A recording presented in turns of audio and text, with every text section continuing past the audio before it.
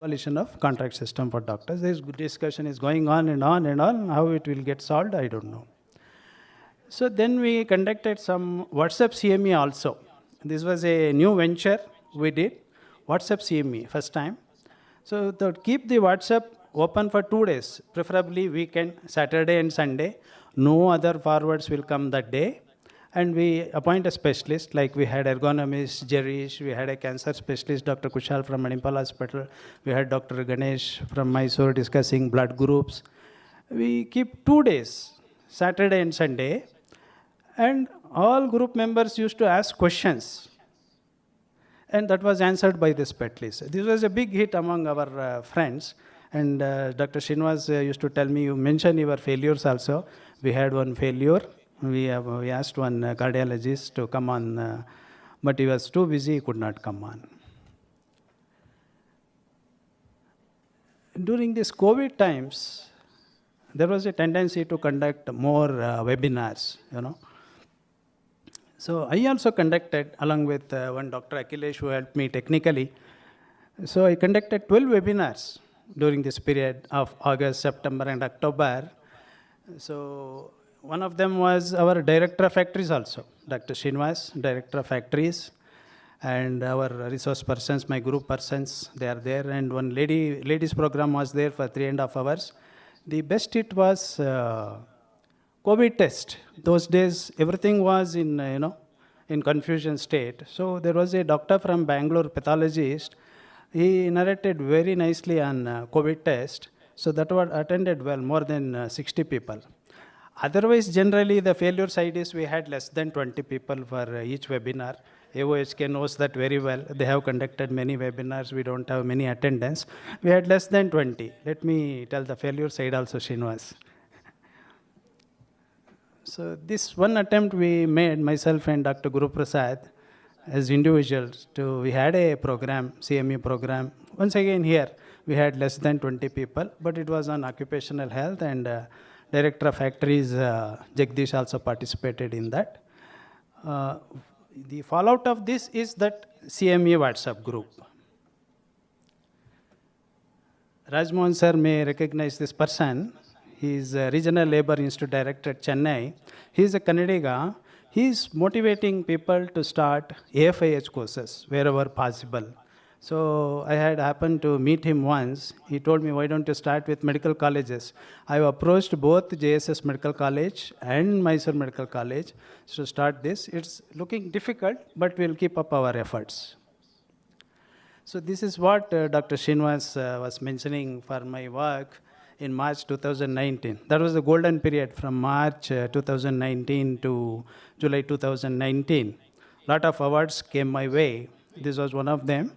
Arogya Seva Ratna, that's at Tumkur. And I was given a chance to inaugurate the safety march at Mysore. Usually these things are reserved for judges or top police officials, but I had the great opportunity to inaugurate the safety march. Any small thing that happens to occupational health, myself and Vijay Kumar, we are very happy and project it as though it's a big thing. Because we want to project occupational health, not ourselves. So then subsequently in the safety day at Mysore, I was honored. This is at AT&S factory. This is at Apollo Hospital. And this is a golden memory for me. Dr. Thagraju calling me in 2019 on Occupational Health Day to felicitate myself and my senior Dr. Vijay Kumar. That's really a golden memory for me.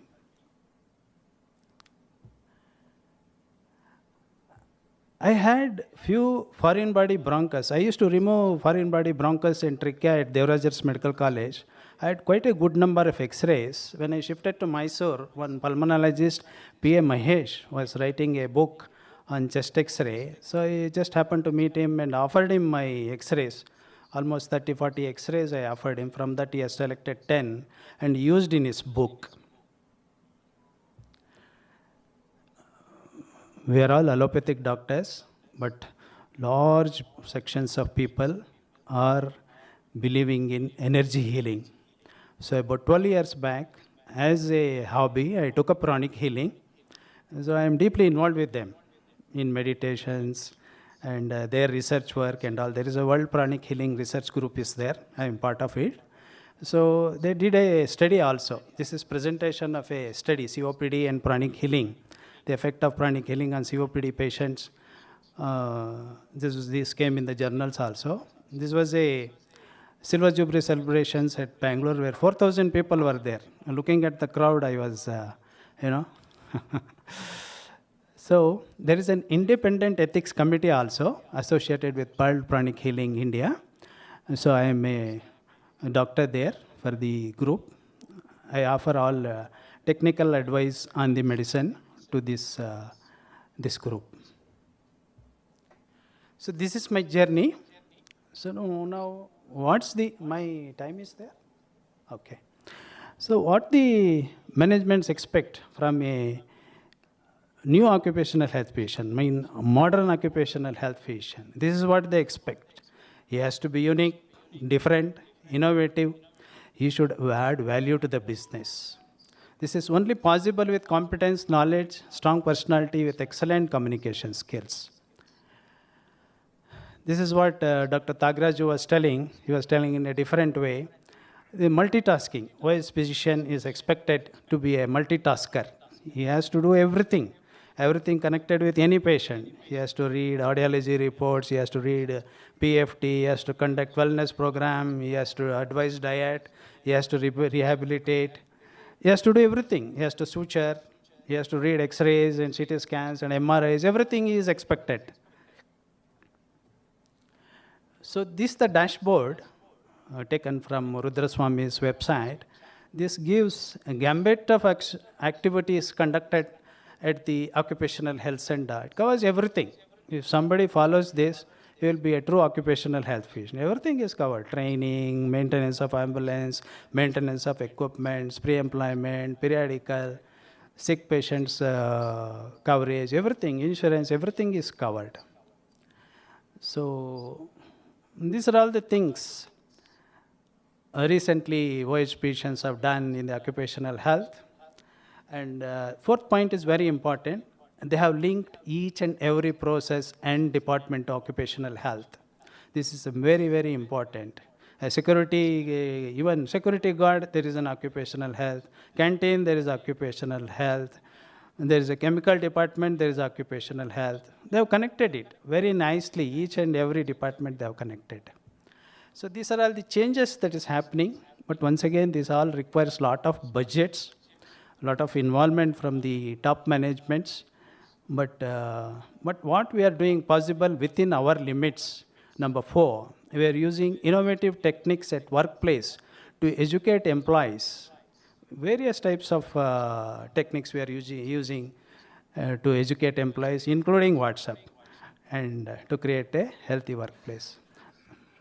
Networking among OS patients, that is happening in a big way all along the country. So there are various challenges for the young occupational health physicians. Maybe I don't have to go into details of it, but one thing that I want to tell you is about lady doctors not comfortable in industries. Some have reached big positions, but yet lady FMOs are generally uncomfortable. This is the point to be addressed. So I should not go into details of it. Thagraju sir has already told all the hazards faced by the workers. So same thing applies to occupational health physician also. Suppose a doctor has got asthma, he gets into a like my SKF, where carbon is produced continuously. A asthma patient gets an attack of. So there is massive learning from everywhere. The COVID has opened all the floodgates. The vast information is coming to us. But how do we use it for our purposes, for practical purposes, is a big task. There is massive learning from everywhere, wherever you go. So we have 3-tier system in Karnataka and in India. We have upcoming youngsters and their immediate seniors and OS stalwarts. who are national and international figures. You know, all of you know who are in these WhatsApp groups, how the mentors or seniors are helping us, keeping in personal touch and guiding us, motivating us, and helping us with jobs and other things. You all know. So Dr. Tyagaraja has went up to 2030 and beyond, but these are all the things, how OH can progress. So these are all the factors that should be attributed for the improvement of OH. What we see even today, the best OH practices among hazardous manufacturing units, it's there, pakka. There are audits, central audits, internal audits, the standard audits, it's all there. But non-hazardous industries, very minimum OH work, or it is non-existent. As I said earlier, discrimination of contract workers still continues. And the real problems faced by factory medical officer remain unsolved.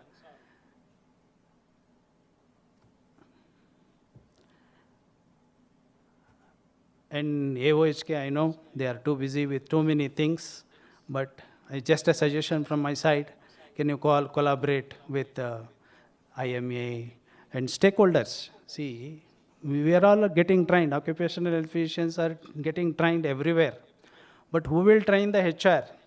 Who will train the EHS, MD, CEOs on the occupational health? I was happy in the recent Gujkan conference, there were a lot of safety officers were there, 200 plus safety officers were there. So that's really the turning points. We have to educate these HR and ES who are controlling the system.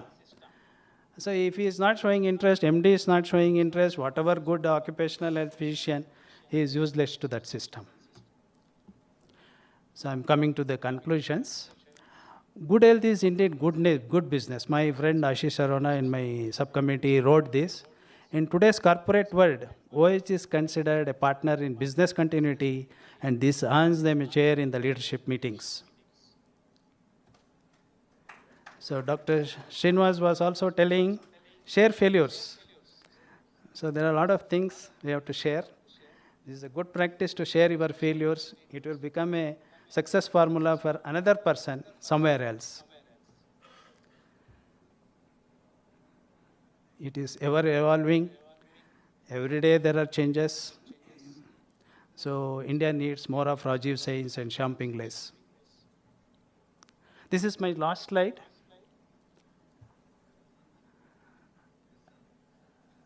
I am very fortunate. I should say Janaki Amma is gift of my life. Most of you I know who is Janaki Amma. He is a famous South India singer. I happened to meet her suddenly. Then she took love to me and she made me her personal physician for almost 1 year when she was in Mysore. Now she is in Hyderabad. Now she is in touch with me even now. But such a noble lady you will not find anywhere else. I learnt a lot of things from her. This is on the occasion of my 60th birthday with her. My date of birth and her date of birth falls on the same day, 23rd April. So it was her blessing and she is the gift of my life. And thank you, AOHK, for offering this great opportunity. Thank you, all my friends, for listening to me patiently.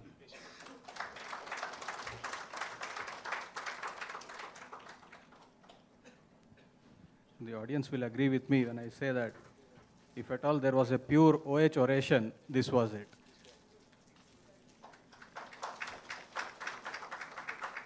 The oration is evidence on why Dr. Ananth Krishna is loved by people young and old in the field of occupational health, why he is considered a mentor, why he is considered as a guide.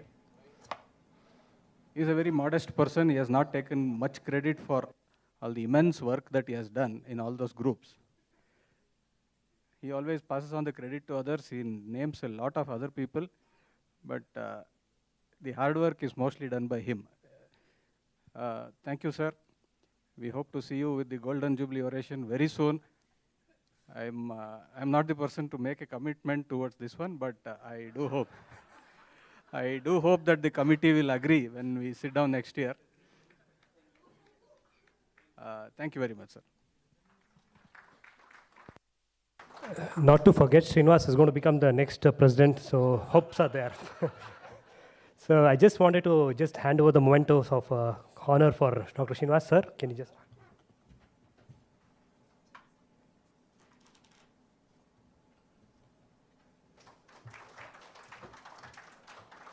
Nice orator, nice speaker, and he won the best award for his paper because he was a lone presenter.